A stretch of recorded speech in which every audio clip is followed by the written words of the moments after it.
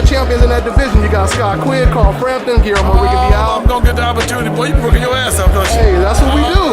That's what we do. There's boxing nation. I see it, baby. Y'all the man. That's what it is. I love what you're doing for boxing. Thank you, man. Don't stop. Keep on going strong. Keep on going hard. A lot of big fights coming this year. A lot of big fights.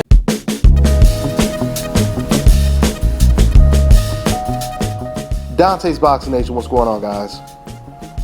Well, there's been a lot of changes since Canelo Alvarez famously said in 2015 that he was ready for Gennady Golovkin.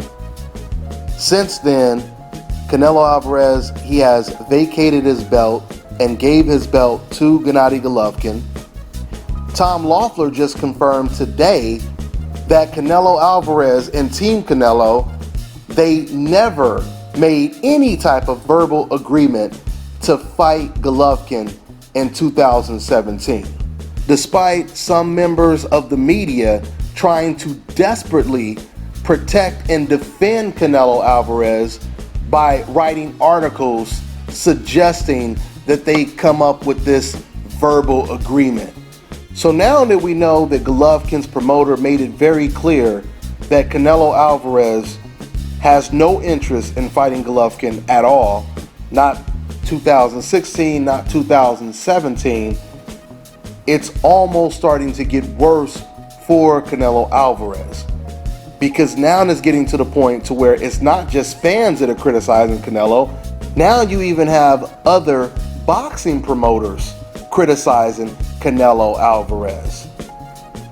As if things wasn't bad enough, now Canelo Alvarez is possibly considering fighting Liam Smith next. Now, and I want everyone to be aware of Canelo Alvarez's options. Now, understand this. We already know that Canelo Alvarez, his last opponent, was a welterweight. So, Canelo Alvarez, he has options in 3 different weight classes, from welterweight all the way up to middleweight. Let's start with the welterweight division.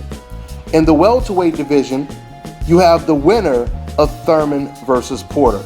That would be an excellent fight for Canelo Alvarez.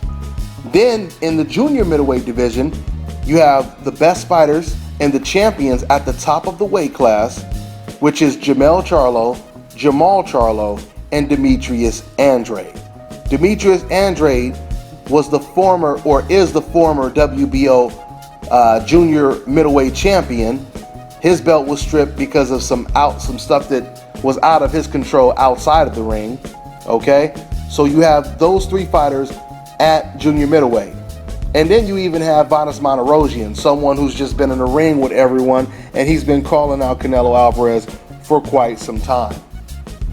Then you move up to the middleweight division. You have Danny Jacobs, BJ Saunders, and Gennady Golovkin. Also Chris Eubanks as well, but right now Chris Eubanks, he's on a mission to fight Gennady Golovkin. So out of all of those options, the only fighter that Team Canelo actually reached out to was who? Liam Smith. To give you guys more of an idea of how worthy of an opponent Liam Smith is, let me go ahead and quote what boxing promoter Bob Arum had to say about Liam Smith as a possible opponent for Canelo Alvarez next. Quote, "They are fighting Liam Smith and looking for 1,700 different excuses to justify a Liam Smith fight, which is the height of idiocy. I mean, Liam Smith isn't even the best fighter in his family." End quote. You know, this is interesting because usually decafs, they go out of their way to defend whatever Bob Arum says. They usually agree with everything. When Bob Arum was talking about Manny Pacquiao's shoulder injury, they believed it, and they agreed with everything that Bob said. So do you guys still agree with Bob Arum now? It'll be interesting to see how they respond to what Bob had to say about Canelo Alvarez. You know, I just thought about something right now. Do you guys know that if every fighter would have done the exact same thing that Canelo Alvarez is doing right now, we would not be getting Thurman versus Porter this year. We would not be getting Ward versus Barrera this year. We would not be getting Victor Postal versus Terrence Crawford this year. Can you guys imagine that?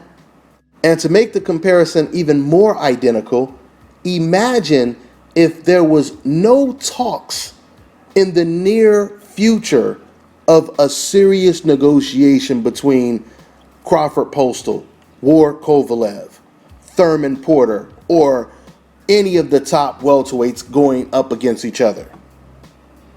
Because this is exactly what we have when it comes to Canelo versus Gennady Golovkin. There are no talks of him facing Gennady Golovkin in the near future. And we know that because Gennady Golovkin's promoter just confirmed it today.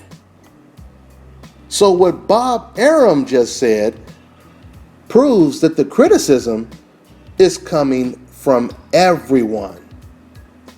You can't try to make it seem like it's just a certain demographic. This criticism is universal now. Okay? I'm telling you guys right now, I cannot wait to hear Canelo announce his next opponent.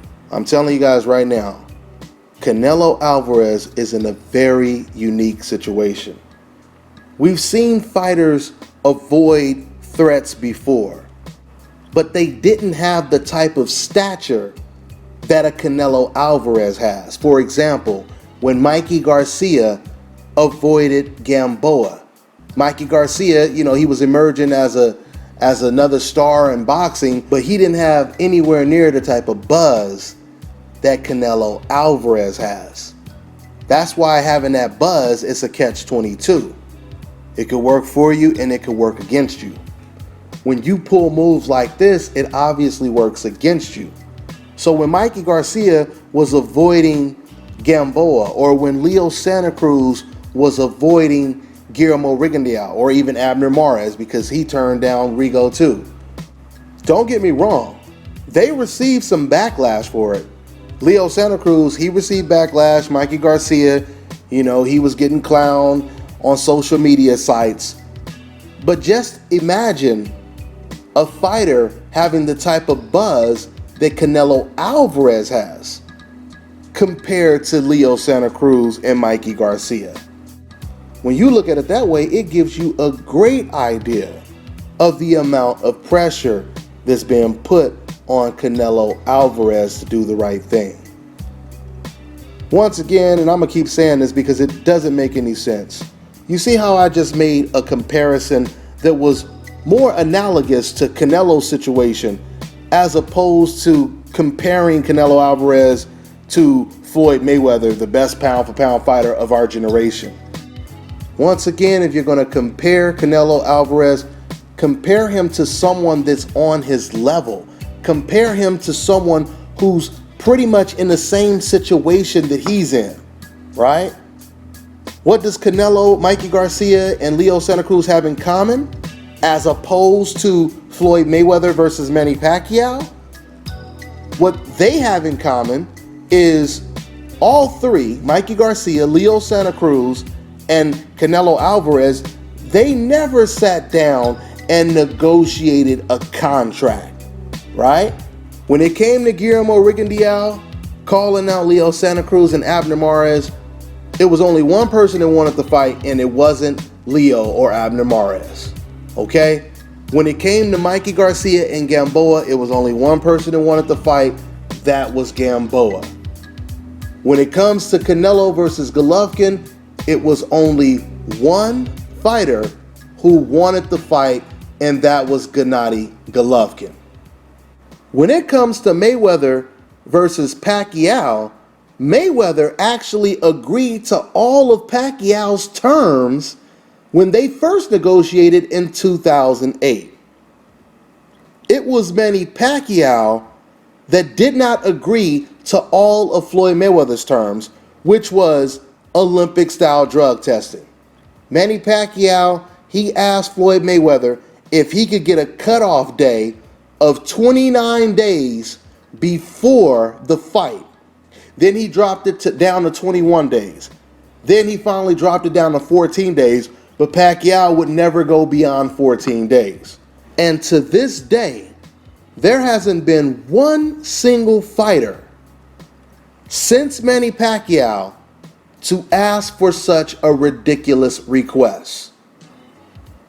Now, to make Manny Pacquiao's situation even worse, I actually have the interview where Manny Pacquiao's own coach, trainer, Freddie Roach, he admits that it was their fault that the first fight didn't happen in 2008. Then he goes even further in the same interview and he says, I believe Bob Arum always wanted Manny Pacquiao or Floyd Mayweather to be Manny Pacquiao's last fight.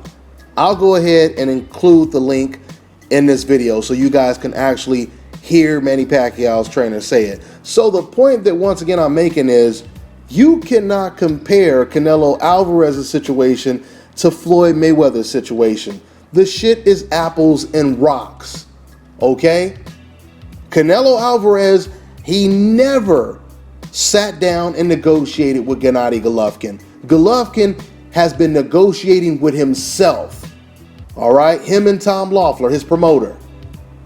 Never did Canelo Alvarez call up Golovkin and say, I tell you what, man, I'll give you $40 million if you agree to fight me. Because that's what Floyd Mayweather did. Floyd Mayweather offered Manny Pacquiao a fight 3 times before he finally got Manny Pacquiao to agree the 4th time. So I know right now you're probably asking, you're probably saying to yourself, damn, Dante, why would they compare Canelo Alvarez's situation to Floyd Mayweather when clearly Canelo Alvarez's situation is far more similar to Leo Santa Cruz, Mikey Garcia? I know you're probably scratching your head wondering why wouldn't they do that, because that's what logically makes the most sense, right? Well, it's a simple answer. Because first of all, this has never been about what makes sense. This has never been about the truth for these decafs, the dumb casual ass fans. They can't and they're not going to compare Canelo Alvarez to Leo Santa Cruz and Mikey Garcia because they're the same race. And this whole situation is about race. So when they defend Canelo Alvarez, they have to say, what about that black guy? Right? They're not going to include someone of the same race because that would be defeating the purpose. It has to be our team versus your team. That's how they look at it. You see, we all look at it as just boxing fans.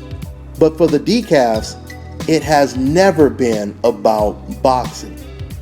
It's about something far deeper than boxing. That's all I got for now. I'm on to the next one. Hi, you're watching Dante's Boxing Nation. Woo!